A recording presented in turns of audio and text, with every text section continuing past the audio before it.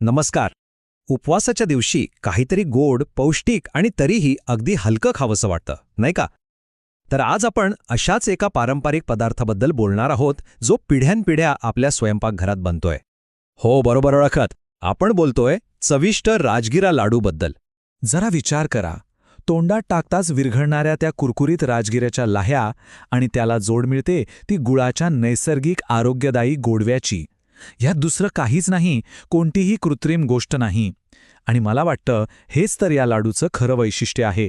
शुद्ध आणि सात्विक चवीचा एक अप्रतिम अनुभव. खरं तर राजगिरा लाडू हा फक्त एक गोड पदार्थ नाहीये, तर ती एक पौष्टिक परंपरा आहे. कधी विचार केलाय की आपल्या पूर्वजांनी उपवासासाठी नेमकी याचीच निवड का केली असेल?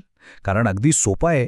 हा लाडू शरीराला आवश्यक ती सगळी ऊर्जा देतो, पण पोटात अजिबात जड वाटत नाही. म्हणूनच तर ही गोडी आपल्या परंपरेशी इतकी घट्ट जोडलेली आहे. आणि सगळ्यात आश्चर्याची गोष्ट काय आहे माहितीये? इतका पौष्टिक आणि चविष्ट पदार्थ बनवण्यासाठी साहित्याची अशी काही मोठी यादी लागतच नाही. अगदी घरात सहज मिळणाऱ्या मोजक्या गोष्टींमधून हे लाडू तयार होतात. चला तर मग बघूया काय काय लागतं ते.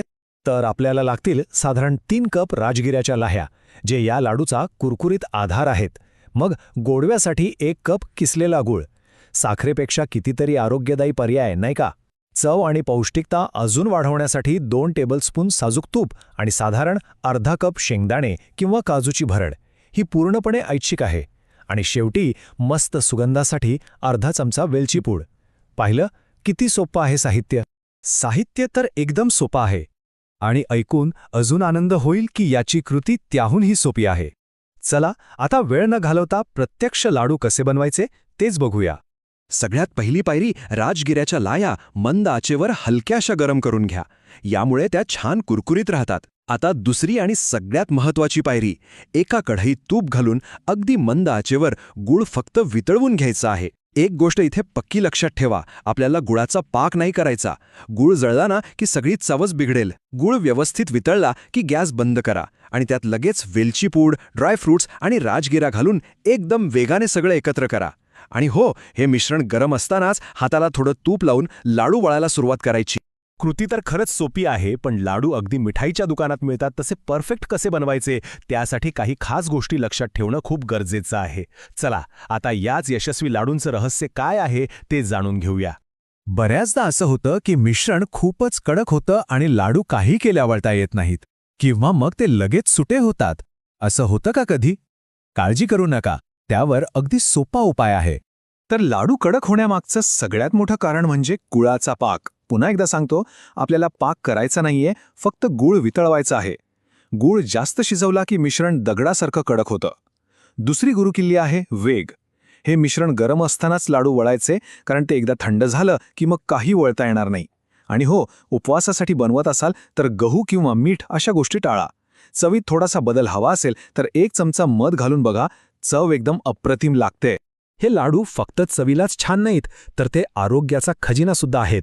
चला, आता हे जाणून घेऊया की हा छोटासा लाडू आपल्या शरीरासाठी किती आणि कसा फायदेशीर आहे.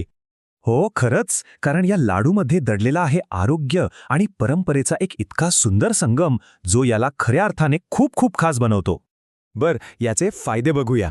सगळ्यात पहिलं म्हणजे उपवासात शरीराला जी झटपट ऊर्जा हवी असते ना, ती या लाडूमधनं मिळते. दुसरं, हे नैसर्गिकरित्या ग्लुटन फ्री आहेत. म्हणजे ज्यांना ग्लुटनची ॲलर्जी आहे त्यांच्यासाठी हा एक उत्तम पर्याय आहे. तिसरं, राजगिऱ्यामध्ये कॅल्शियम आणि आयर्न भरपूर असतं, जे आपली हाडं आणि रक्तासाठी खूप महत्त्वाचं आहे. आणि सगळ्यात महत्त्वाचं, हे पचायला इतके हलके असतात की पोटात जडपणा अजिबात जाणवत नाही. आणि हे वाक्य या लाडूचं अगदी अचूक वर्णन करतं की हा फक्त एक पदार्थ नाही, तर हा परंपरा, आरोग्य आणि अप्रतिम चव यांचा एक सुंदर संगम आहे. तर मग ही पौष्टिक आणि चविष्ट परंपरा आपल्या स्वयंपाकघरात पुन्हा एकदा जिवंत करणार ना?